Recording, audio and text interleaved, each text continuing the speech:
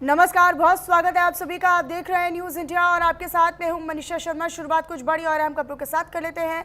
सबसे पहले आपको बताएं, जहां मुख्यमंत्री पुष्कर सिंह धामी ने राज्य प्रवासन आयोग की बैठक की है और अध्यक्षता की। पलायन रोकने की और प्रवासन की चुनौतियों पर चर्चा हुई है। आपको बताएं कि गाँव में रोजगार के अवसर बढ़ाने पर जोर दिया गया है।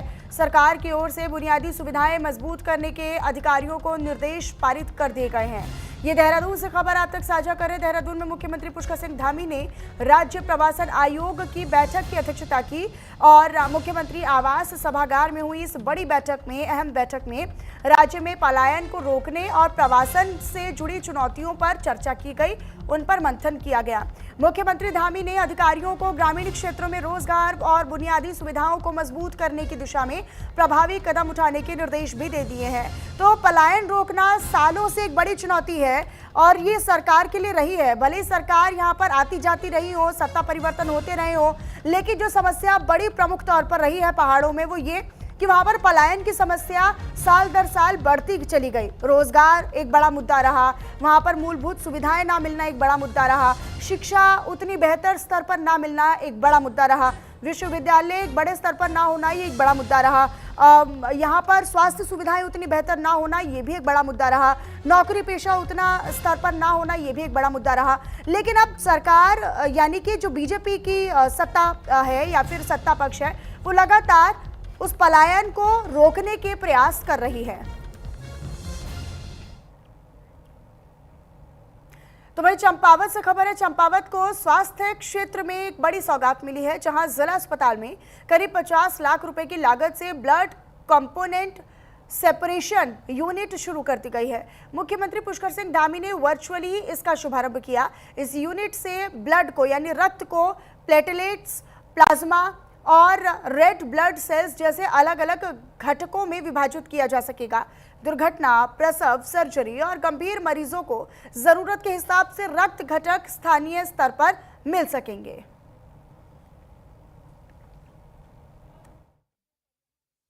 पूरी जनपद चंपावत के सम्मानित जनता को मेरे नमस्कार। बहुत बहुत धन्यवाद देता हूं मैं आज के दिन के लिए कि हमारे माननीय मुख्यमंत्री द्वारा आज ये ब्लड कंपोनेंट सेपरेशन यूनिट का आज उद्घाटन किया गया। यहाँ पर काफ़ी संख्या में काफ़ी लोग एकत्रित थे। तो जैसे कि ब्लड कंपोनेंट सेपरेशन यूनिट नाम ही बताता है कि एक ब्लड से इसका सेपरेट करना, इसमें प्लेटलेट्स अलग करना, प्लाज्मा अलग करना और पैक्ड आरबीसी अलग करना, इसके कंपोनेंट हैं जो कि हम होल ब्लड यहाँ पर चलता था पहले। इस यूनिट के बनने से क्या होगा कि जैसे हम कोई ब्लड लेके आ रहे हैं और हमको प्लेटलेट्स की आवश्यकता है, तो हमारा मशीन है उसमें प्लेटलेट्स अलग कर देगी। वो कोई डेंगू का केस हमारे एडमिट है, पहले हम उसको यहाँ जब प्लेटलेट्स कम हो जाते तो हमको सुशीला तिवारी या कहीं बाहर रेफर करते थे, तो प्लेटलेट्स यहाँ लग जाएगी तो पूरा ट्रीटमेंट नहीं हो जाएगा। क्योंकि हमारे पास आईसीयू है तो ट्रीटमेंट नहीं हो जाएगा, हमको आगे रेफर नहीं करना पड़ेगा। तो वहीं उत्तराखंड में लगातार बारिश का दौर जारी है। भारी बरसात से जनजीवन प्रभावित हो चुका है। कई जिलों में तो बारिश को लेकर येलो अलर्ट भी है और पहाड़ी रास्तों पर भूस्खलन का खतरा यानी लैंडस्लाइड का खतरा बढ़ा हुआ है। अब लैंडस्लाइड से एक बड़ी चुनौती फिसलन की भी हो जाती है। आवाजाही कर रहे लोगों को भी दिक्कतों का सामना करना पड़ता है। यातायात और जनजीवन दोनों ठप हो जाते हैं। इसी क्रम में आपको बताएं, उत्तराखंड में मानसून का रौद्र रूप एक बार फिर से दिखाई देने लगा है, जहां राज्य के पर्वतीय अंचलों से लेकर मैदानी इलाकों तक लगातार हो रही झमाझम बरसात ने आम जनजीवन को खासा प्रभावित कर दिया है। आईएमडी और मौसम केंद्र देहरादून ने आज को लेकर राज्य के कई जिलों में भारी बारिश की चेतावनी यानी अलर्ट जारी किया है। लगातार हो रही इस भीषण बरसात के चलते कई पहाड़ी रास्तों पर भूस्खलन का खतरा पैदा हो गया है, जबकि प्रमुख नदियों का जल स्तर भी तेजी के साथ बढ़ रहा है। इधर मौसम विभाग की रिपोर्ट के मुताबिक आज राज्य के कई हिस्सों में गरज चमक के साथ मूसलाधार बारिश का दौर भी जारी रहेगा। सताक्षी का रुख कर लेते हैं। मेरे साथ मेरे सहयोगी जुड़ गई हैं अधिक जानकारी के साथ। सताक्षी, कहां पर अलर्ट जारी किया गया है? क्योंकि जानकारी है कहीं पर येलो तो कहीं पर रेड अलर्ट भी जारी किया है। मौसम विभाग का क्या कहना है और अगले कितने दिनों तक लोगों को सावधान रहने की जरूरत होगी? देखिए मनीषा, मौसम विभाग ने आज प्रदेश में कई जिलों में भारी से बहुत भारी बारिश की अलर्ट जारी किया है। खास तौर पर हम देखें तो देहरादून, चंपावत, बागेश्वर, उधम सिंह नगर और नैनीताल। चंपावत, बागेश्वर और नैनीताल एक ऐसा क्षेत्र देखने को मिल रहा है जहां पर सबसे अधिक बारिश बताई जा रही है और ऑरेंज अलर्ट जारी किया गया है। वहीं अगर मैं देहरादून की बात करूं तो देहरादून जो है बेसिकली उसमें येलो अलर्ट जारी किया गया है और येलो अलर्ट देखने के कारण थोड़ी थोड़ी धूप भी देखने को मिल रही है देहरादून में और शाम के टाइम अधिक से अधिक बारिश देखने को मिल रही है। तो मैं वहीं अगर मतलब देहरादून में ऐसी कई जगह हैं जहाँ पे सड़कें जलमग्न है और लोगों को जो है जल बरहाव के बीच आवाजाही करनी पड़ रही है। हालांकि इस वक्त जो नगर निगम है, नगर निगम में की जो टीमें हैं वो क्विक रिस्पांस देने को भी पूरी तरीके से तैयार है और अभी हफ्ते भर देखा जा रहा है कि हफ्ते भर तक तो कम से कम ऐसा ही मौसम देखने को मिलेगा। लेकिन इसमें बिजली विभाग की तरफ से यानी विद्युत विभाग को लेकर क्या जानकारी, किस तरह की तैयारियां हैं? नगर निगम की एक बड़ी चुनौती बनती है, प्रशासन की एक बड़ी चुनौती है कि वो अपनी टीमों को तैयार रखे। जी, बिजली विभाग द्वारा कई इस वक्त तैयारियां देखने को मिल रही है क्योंकि बारिश होती है तो बारिश में बिजली की तारें होती हैं वो टूट जाती हैं और बिजली की तारें टूटती है तो सड़क पे जो गाड़ियां चलती हैं उनके लिए खतरा बना हुआ रहता है। तो लगातार टीम जो है बिजली विभाग की वो इस पर काम कर रही है और बिजली की जो तारें हैं उन्हें अधिक से अधिक जोड़ने का काम निश्चित तौर पर किया जा रहा है। और वहीं अगर मैं नदी नालों और बरसती गेदरों के आसपास बिल्कुल अभी ना जाने की बात प्रशासन द्वारा की जा रही है। ठीक है शताक्षी, शुक्रिया आपका इस जानकारी के लिए। अपनी नजर आप बनाकर रखिएगा।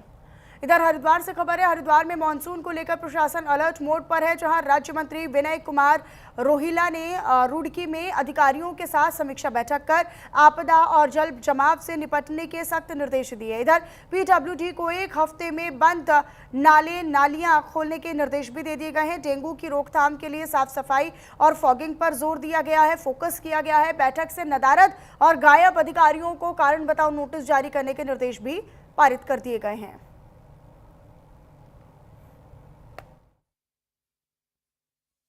जो अपनी आपदा प्रबंधन की एक्टिविटी है, कार्य प्रणाली है, उसमें माननीय मुख्यमंत्री जी के स्पष्ट निर्देश है कि हमको 24/7 एकदम तत्पर रहना पड़ेगा और जो समस्या आती है उनकी तत्परता रूपक, सुविधा अनुरूप, जैसे समय और समय काल परिस्थिति है उसके अनुरूप हमको समाधान की ओर आगे बढ़ना पड़ेगा।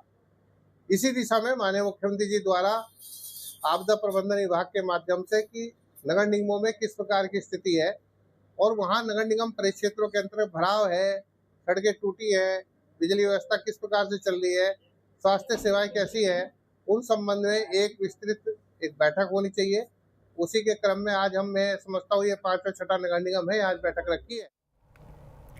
हरिद्वार के लक्सर में पूर्व विधायक संजय गुप्ता का विवादित बयान सामने आया। जन्मदिन के इस खास कार्यक्रम में मंच से संबोधित किया गया और मंच से संबोधित करते हुए पूर्व विधायक ने कह दिया कि जो उन्हें वोट नहीं देगा उसके पेट में कीड़े पड़ेंगे, ये उन्होंने कहा, और पेट फट भी जाएगा।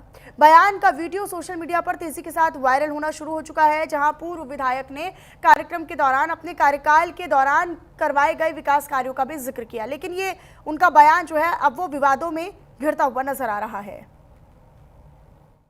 पानी तो सब पिएंगे, स्वच्छ पानी। पहले 20 फुट का पानी गाबला पीते थे, लेकिन जो पानी पीकर भी मुझे वोट ना दे उसके पेट फटेंगे, कीड़े पड़ेंगे। स्वच्छ पानी पीकर मैं उस मालिक को हाजिर नाजिर करके कह रहा हूं, जो वो मेरे लाया हुआ पानी पिएगा, स्वच्छ पानी, बीमारी से दूर भगाने वाला पानी, तो उसके पेट में प्लास्टिक के कीड़े पड़ेंगे और फट जाएगा। तो वहीं बीजेपी के राष्ट्रीय उपाध्यक्ष तीरथ सिंह रावत से न्यूज़ इंडिया ने खास बातचीत की है। इस दौरान उन्होंने कई जिम्मेदारी मिलने पर शीर्ष नेतृत्व का आभार भी व्यक्त किया है। उन्होंने कांग्रेस पर निशाना साधते हुए कहा है कि कांग्रेस का काम हमेशा से तोड़ने वाला रहा है, बंटवारा करने वाला रहा है और पार्टी फूट डालने की राजनीति करती आई है और अभी भी कर ही रही है। तीरथ सिंह रावत ने दावा करते हुए कहा कि चुनाव आते आते कांग्रेस के नेता आपस में ही लड़ते हुए नजर आएंगे और आगामी चुनाव में पीएम मोदी के नेतृत्व में बीजेपी उत्तराखंड में फिर से सत्ता में आने जा रही है। बीजेपी के राष्ट्रीय उपाध्यक्ष तीरथ सिंह रावत साहब हमारे साथ बातचीत करने के लिए। सर, बहुत बहुत बधाई, आपको नई जिम्मेदारी दी गई है और राष्ट्रीय नेतृत्व करने का मौका आपको मिल रहा है संगठन के माध्यम से। उत्तराखंड को किस तरीके से आप चुनावी रणनीति वहां बनाएंगे, कैसे बीजेपी को जिताने के लिए सहयोग करेंगे? धन्यवाद। मैं पहले तो अपने राष्ट्रीय नेतृत्व को, राष्ट्रीय अध्यक्ष जी को, माननीय प्रधानमंत्री जी को माननीय संगठन महामंत्री, गृह मंत्री टीम को दिल से उनका आभार प्रकट करना चाहूँगा, जिन्होंने मुझ पे विश्वास जताया है, जिम्मेदारी से नवाजा है। मेरा दायित्व है कि मैं अब कर्तव्य निष्ठा से इस दायित्व का निर्वहन करूं। जब जब भी पार्टी ने मुझे मौका दिया और जो भी जिम्मेदारी दी तो उसको मैंने बखूबी निभाने का काम किया है, और इसको भी मैं अच्छी तरह से हम लोग आगे ठीक करेंगे, निभाएंगे।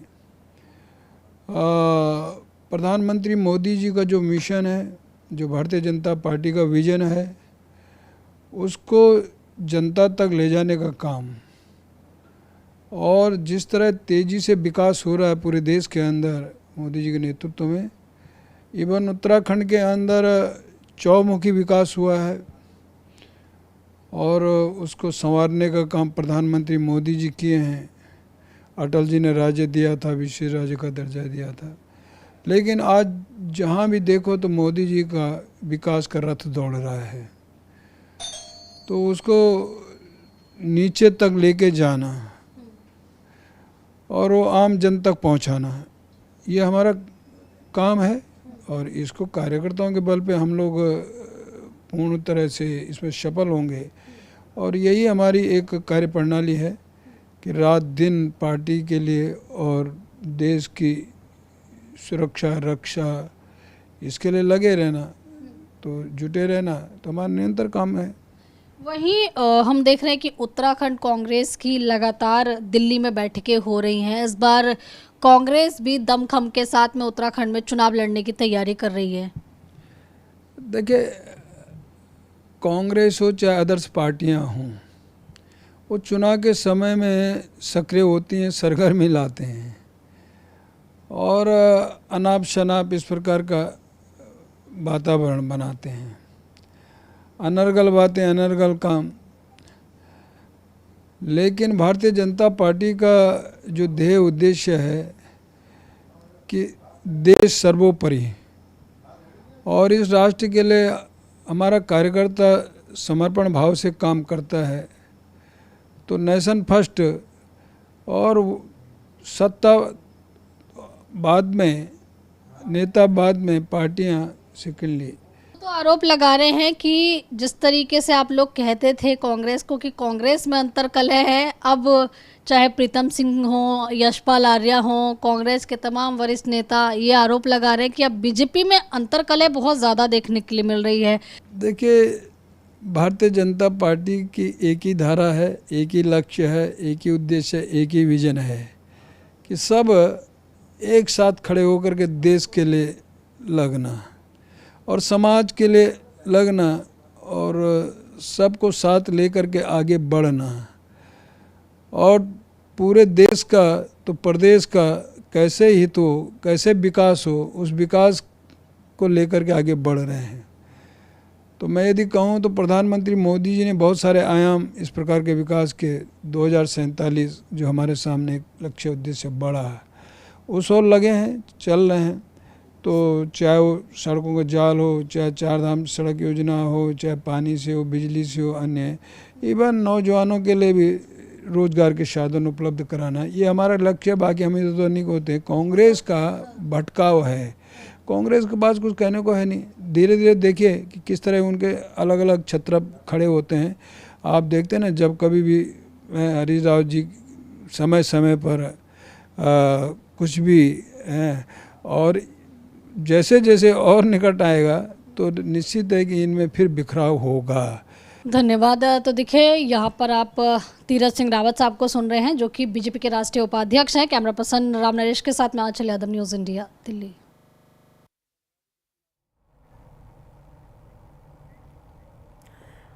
और चलिए सीधे आपको अब दिल्ली का रुख करवाते हैं। राहुल गांधी क्या कुछ कह रहे सुनवाते हैं।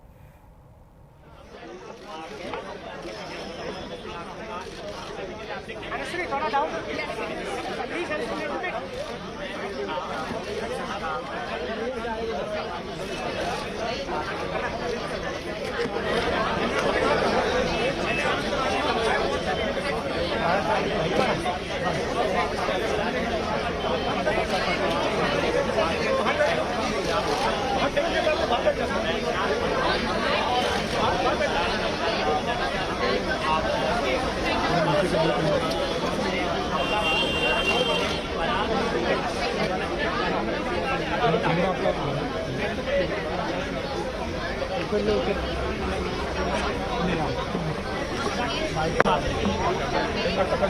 इसको टाइप करता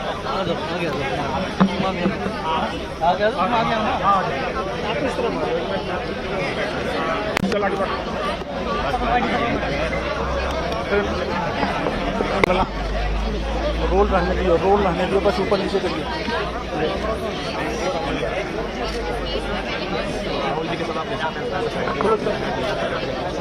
मोबाइल काट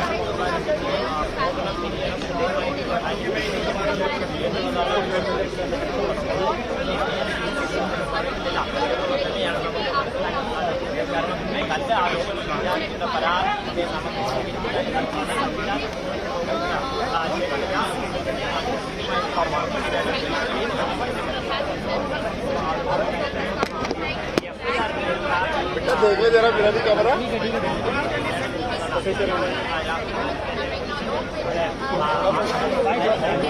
आग लग जाएगा ये मार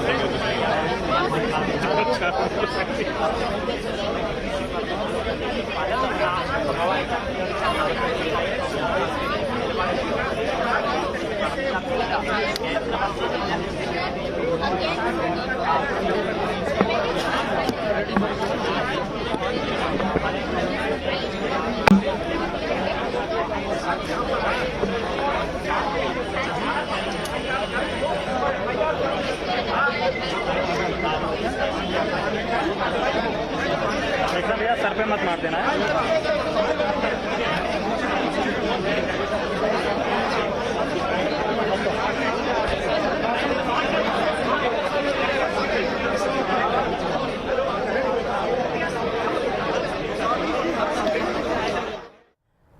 तो देखिए, संसद मार्ग थाना में धरने पर बैठे हैं राहुल गांधी। जो सीधी तस्वीरें भी हम आपको दिखा रहे थे, राहुल गांधी थोड़ी देर में बोलेंगे भी, वो भी आपको सुनवाएंगे। पंकज का रुख कर लेते हैं। पंकज मेरे साथ मेरे सहयोगी जुड़े हुए हैं। पंकज, डीसीपी दफ्तर के बाहर अब से पहले राहुल गांधी पहुंचे हुए थे। पैलेट गन से जिस पर हमला हुआ था, उस घायल शख्स को लेकर वो थाना पहुंचे थे और यहाँ पर डीसीपी दफ्तर पहुंचे थे और कार्रवाई के खिलाफ शिकायत कर रहे थे, लेकिन अब वो धरने पर बैठ गए हैं। देखिए मनीषा, जिस तरह से राहुल गांधी ने इसके पहले ही प्रेस कॉन्फ्रेंस की थी और प्रेस कॉन्फ्रेंस में साफ तौर पर कहा था कि किस तरह से दिल्ली पुलिस और इसके अलावा पटना और अन्य जगह जहां जहां भी प्रदर्शन हुए तो वहां पे दिल्ली पुलिस और अन्य पुलिसों ने बर्बरता की थी और पैलेट गन छोड़ा था और उससे कई छात्र घायल हुए थे। उसके साक्ष्य भी उन्होंने पेश किए थे। अब उसी को लेकर राहुल गांधी जो है पार्लियामेंट स्ट्रीट थाने पहुंचे, डीसीपी से मुलाकात की और कहा कि इस मसले को लेकर एफआईआर दर्ज किया जाए, लेकिन इसको लेकर दिल्ली पुलिस की तरफ से कोई हामी नहीं भरी गई। उसके बाद राहुल गांधी सीधे बाहर आते हैं और जो पार्लियामेंट स्ट्रीट थाना है उसी के परिसर के अंदर वो धरने पर बैठ जाते हैं। ये तस्वीर जो आपको नजर आ रही होगी वो पार्लियामेंट थाने स्ट्रीट के अंदर की तस्वीर है, जहाँ पर राहुल गांधी नीचे बैठ गए हैं धरने पर और वो उस बात पर अड़े हुए कि जब तक जो बैलेट गन जो चलाया गया था उसको लेकर कार्रवाई नहीं होती है, एफआईआर दर्ज नहीं होती, तब तक वो यहीं बैठे रहेंगे। तो एक बड़ा मूव जो है राहुल गांधी की तरफ से किया गया और लगातार इस बात को लेकर राहुल गांधी प्रेशर बनाते नजर आ रहे हैं दिल्ली पुलिस के ऊपर कि इस मामले को लेकर एफआईआर करे। अगर दिल्ली पुलिस ने अगर इसको परमिशन नहीं दी है तो जिस व्यक्ति ने परमिशन दिया है बैलेट गन चलाने को लेकर उसके खिलाफ एफआईआर होनी चाहिए। इसको लेकर राहुल गांधी लगातार प्रदर्शन कर रहे हैं, बैठे हुए हैं धरने पर। मनीषा, बिल्कुल पंकज, लेकिन क्या किसी प्रकार की, क्योंकि वहां पर तो भीड़ एकत्रित हो चुकी है, कुछ और लोग भी पहुंचे हुए हैं वहां पर, ऐसे में सुरक्षा व्यवस्था को सुनिश्चित करना एक बड़ा चैलेंज है अब। बिल्कुल, देखिए अब रणदीप सुरजेवाला जो मेंबर पार्लियामेंट है और पहले मीडिया जो देखते थे कांग्रेस के, वो भी पहुंचे हुए हैं और कई नेता धीरे धीरे यहाँ पहुंच रहे हैं। और उसके अलावा अगर बात करूं, ज्यादातर जमावड़ा जो अभी पार्लियामेंट थाने के अंदर है वो तमाम पत्रकारों का है, कैमरेज का है वो जमावड़ा, लेकिन माना जा रहा है कि तमाम कार्यकर्ता जो नेता है वो भी धीरे धीरे यहाँ पहुंच सकते हैं राहुल गांधी के धरने को सपोर्ट करने के लिए। तो एक बड़ा बदलाव जो है नजर आया है, क्योंकि राहुल गांधी पिछले कई दिनों से इसी तरह से मूव करते नजर आ रहे हैं और हमने प्रधानमंत्री आवास पर भी देखा कि वो अचानक पहुंच गया था और आज भी राहुल गांधी अचानक पार्लियामेंट थाने पहुंचे और वो इस बात पर अड़ गए कि बैलेट गन चलाने वाले व्यक्ति के ऊपर एफआईआर होना चाहिए, दिल्ली पुलिस के ऊपर एफआईआर होना चाहिए और जिसने आदेश दिया उसके खिलाफ एफआईआर, उसको लेकर अब धरने पर बैठे हुए। तो अब लगातार इस बात को लेकर अड़े हुए हैं। अब जो दिल्ली पुलिस के जो डीसीपी है वो आला अधिकारियों से बातचीत कर रहे हैं अब देख इसका निष्कर्ष निकालने की कोशिश की जा रही है, लेकिन राहुल गांधी अब धरने पे बैठे हैं और माना जा रहा है कि और कांग्रेस के जो तमाम अलग अलग वरिष्ठ नेता है वो भी। ठीक है पंकज, अपनी नज़र बनाकर रखिएगा। शुक्रिया आप तक ये जानकारी साझा करने के लिए। और फिलहाल इस बुलेटिन में मेरे साथ बस इतना ही। बाकी तमाम खबरों के लिए आप बने रहिएगा न्यूज़ इंडिया के साथ। नमस्कार।